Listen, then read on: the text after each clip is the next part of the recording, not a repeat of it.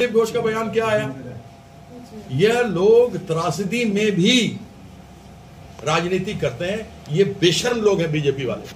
ऐसे लोगों को घर में मत घुसने दीजिएगा। जो माँ दुर्गा का और दीदी का और नारी का सम्मान अपमान करेगा, ऐसा लोग आकर के गांव-गांव में जाकर दिलीप घोष जैसा लोग सब जाकर हमारी किसी भी नारी बहन या बेटी को अपमान कर सकते हैं। आप उसका लड़ाई आप समझ नहीं पा रहे हैं तो मैदान में कैसे उतरेंगे, ये कहना है उनका। मॉर्निंग वॉक करते हुए तो मॉर्निंग वॉक के लिए मैदान तो अभी खाली नहीं है बर्दवान शहर में, तो सब सरकारी दफ्तर में है मैदान।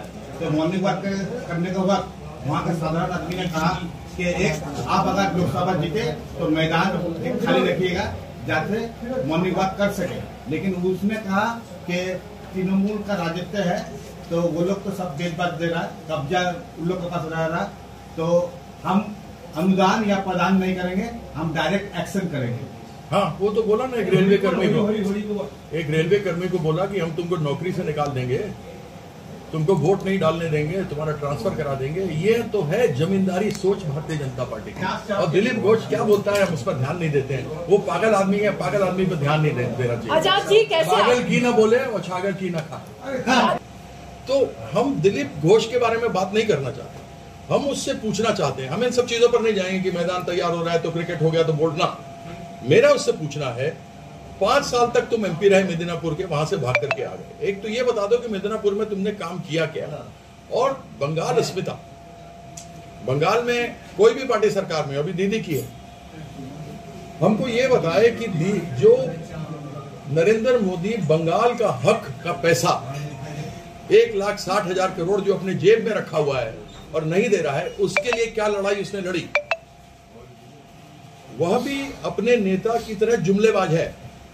जैसे नरेंद्र मोदी जुमला मारता है, ये भी आके जुमला मार रहा है यहाँ, क्योंकि इसके पास करने के लिए कुछ नहीं है। ये बेकार बैठा हुआ है, इसके पास मक्खी मार रहा है ये बैठ करके, और दूसरा काम इसके पास नहीं है। इसलिए आप हमसे पूछिए कि हम तो दीदी यहाँ भेजिए, दुर्गापुर वर्धमान के लिए हम क्या करेंगे, हमारे क्या सोच है।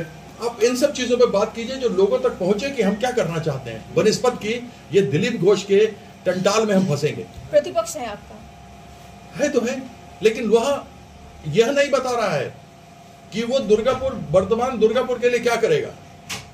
उसको बताना चाहिए ना। हमारा सबसे पहला काम होगा, जो बंगाल का हक है 1,60,000 रुपया, 1,60,000 करोड़ जो केंद्र सरकार अपने पास दबा के बैठा है, सबसे पहला हमारा ये होगा कि हम जाकर के उस पैसे को निकालेंगे। उस पैसे को निकालेंगे, उसमें हमारा हिस्सा भी बनेगा, हमारे क्षेत्र का, इस संसदीय क्षेत्र का, वहां पर भी विकास आगे बढ़ेगा। दीदी इन सब के बावजूद वो आप देख लीजिए, उनकी 74 वारंटी चल रही है 100%। मोदी की सब गारंटी फेल है। चाहे 2 करोड़ नौकरी रही हो, चाहे 15 लाख टका, लोग बड़ा खुश है, 15 लाख टका आएगा, 15 लाख टका कौन से, सब वोट दे दिया उसको, और बाद में हुआ क्या, 15 टका ना आया, टाइफिस हो गया। लेकिन वो तो कह रहे हैं कि जितने भी ये आपदा आ रही है तो फिर उनके उसके लिए जो अनुदान मिल रही है वो सब टीएमसी वालों ने एकदम से खा कर बैठे हैं, खा लेते हैं। दीदी भी तो फिर लोगों को मिल कैसे रहा? इतने गर्मी में क्या आपने आपके लिए कैसे क्या लग रहा है? नहीं, गर्मी मेरे लिए कोई मायना नहीं रखता है, क्योंकि हम 12-13 साल की उम्र से गर्मी का जो क्रिकेट होता था दिल्ली में, पूरा दोपहर भर खेलते थे, और वैसे भी व्यायाम करते हैं, एक्सरसाइज करते हैं, और हम फिट रहते हैं। रोज चल रहे हैं। हमारे विधायक महोदय तो एक बार पहले चले, अब ये दूसरी बार आए, दूसरी बार चलेंगे, लेकिन हम तो रोज चलते हैं। ये लोग अपना कर्मी लोग अपना कार्य करते हैं, और मेरा रोज का है, ऐसा कोई समस्या वाला बात नहीं। गर्मी में 7-8 किलोमीटर रोज कर रहे हैं, और माँ काली भगवती महामाया की कृपा से अभी तक तो सब ठीक है। खाने में क्या क्या रख रहे हैं? खाना कुछ नहीं, सुबह फ्रूट खाते हैं, अन्न नहीं खाते, क्योंकि हम महामाया की पूजा करते हैं, कामाख्या माँ की पूजा करते हैं। उसके बाद हम तिलक करते हैं, उनका पूजा देते हैं, फूल वूल करते हैं, चंदन टीका सब होता है। फिर उसके बाद हम फल खाते हैं। फल खाने के बाद घर से निकल जाते हैं 7-7:30 बजे। फिर यही सब कार्यक्रम सब चलता है। बीच में दूध चाय खाएंगे, कहीं मौका मिलेगा तो झालमुड़ी खा लेंगे, चिनिया बादाम खा लेंगे। तो इस तरीके से चलता है। और रात को फिर हम खाना नहीं खाते थे, दाल और सब्जी खाते हैं, बस रोटी और चावल वावल नहीं खाते। दिलीप जी कह रहे हैं कि जैसे मौसम बदला है वैसे ही राजनीति में भी मौसम बदलेगा, क्या कहें?